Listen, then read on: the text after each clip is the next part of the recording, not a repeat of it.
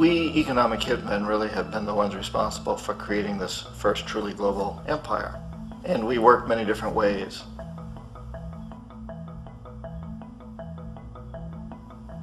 But perhaps the most common is that we will identify a country that has resources our corporations covet, like oil, and then arrange a huge loan to that country from the World Bank or one of its sister organizations. But the money never actually goes to the country. Instead, it goes to our big corporations to build infrastructure projects in that country, power plants, industrial parks, ports, things that benefit a few rich people in that country, in addition to our corporations, but really don't help the majority of the people at all. However, those people, the whole country is left holding a huge debt. It's such a big debt they can't repay it, and that's part of the plan, that they can't repay it. And so at some point, we economic hitmen go back to them and say, listen, you owe us a lot of money, can't pay your debt, so sell your oil real cheap to our oil companies. Allow us to build a military base in your country, or send troops in support of ours to someplace in the world like Iraq, or vote with us on the next UN vote. To have their electric utility company privatized and their water and sewage system privatized and sold to U.S. corporations or other multinational corporations. So there was that whole mushrooming thing, and it's so typical of the way the IMF and the World Bank work, that you put a country in debt, it's such a big debt it can't pay it, and then you offer to refinance that debt and pay even more interest. And you demand this quid pro quo, which you call a conditionality or good governance, which means basically that they've got to sell off their resources, including many of their social services, their utility companies, their school systems sometimes, their penal systems, their insurance systems, to foreign corporations. So it's a double, triple, quadruple whammy. The precedent for economic hitmen really began back in the early 50s when democratically elected Mossadegh, who was elected in Iran, he was considered to be the hope for democracy in the Middle East and around the world. He was Time Magazine's Man of the Year. But one of the things that he'd run on and began to implement was the idea that foreign oil companies needed to pay the Iranian people a lot more for the oil that they were taking out of Iran. The Iranian people should benefit from their own oil. Strange policy. We didn't like that, of course. But we were afraid to do what we normally were doing, which was to send in the military. Instead, we sent in one CIA agent, Kermit Roosevelt, Teddy Roosevelt's relative. And Kermit went in with a few $1 million and was very, very effective and efficient. And in a short amount of time, he managed to get Mossadegh overthrown and brought in the Shah of Iran to replace him, who always was favorable to oil. And it was extremely effective. Mobs overflow Tehran. Army officers shout that Mossadegh has surrendered and his regime as virtual dictator of Iran is ended. Pictures of the Shah are paraded through the streets as sentiment reverses. The Shah is welcomed home. So back here in the United States, in Washington, people looked around and said, wow, that was easy and cheap. So this established a whole new way of manipulating countries, of creating empire. The only problem with Roosevelt was that he was a card-carrying CIA agent, and had he been caught, the ramifications could have been pretty serious. So very quickly at that point, the decision was made to use private consultants to channel the money through the World Bank or the IMF or one of the other such agencies, to bring in people like me who worked for private companies, so that if we got caught, there would be no governmental ramifications.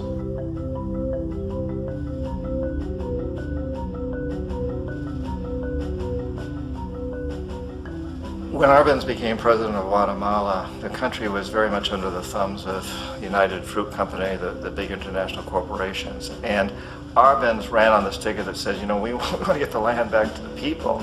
And once he took power, he was implementing policies that would do exactly that, give land rights back to the people.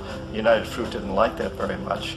And so they hired a public relations firm, launched a huge campaign in the United States to convince the United States people, the citizens of the United States, and the press of the United States, and the Congress of the United States, that Arbenz was a Soviet puppet, and that if we allowed him to stay in power, the Soviets would have a foothold in this hemisphere. And that at that point in time was a huge fear on everybody's mind, the Red Terror, the communist terror.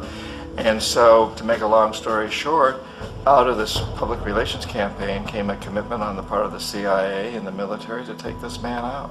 And in fact, we did. We sent in planes, we sent in soldiers, we sent in jackals, we sent everything in to take him out, and did take him out. And as soon as he was removed from office, the new guy that took over after him basically reinstated everything to the big international corporations, including United Fruit.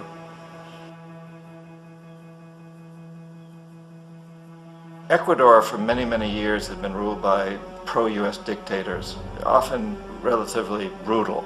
Then it was decided that they were going to have a truly democratic election. Jaime Roldos ran for office, and his main goal, he said, as president would be to make sure that Ecuador's resources were used to help the people. And he won, overwhelming, by more votes than anybody had ever won anything in Ecuador. And he began to implement these policies to make sure that the profits from oil went to help the people. Well, we didn't like that in the United States. I was sent down as one of several economic hitmen to change Roldos, to corrupt him, to bring him around, to let him know, okay, you can get very rich, you and your family, if you play our game, but if you continue to try to keep these policies you've promised, you're going to go. He wouldn't listen. He was assassinated. As soon as the plane crashed, the whole area was cordoned off. The only people allowed in were U.S. military from a nearby base and some of the Ecuadorian military. When an investigation was launched, 2 of the key witnesses died in car accidents before they had a chance to testify. A lot of very, very strange things that went on around the assassination of Jaime Roldos. I, like most people who've really looked at this case, have absolutely no doubt that it was an assassination. And of course, in my position as an economic hitman, I was always expecting something to happen to Jaime, whether it be a coup or assassination, I wasn't sure, but that he would be taken down because he was not being corrupted. He would not allow himself to be corrupted the way we wanted to corrupt him.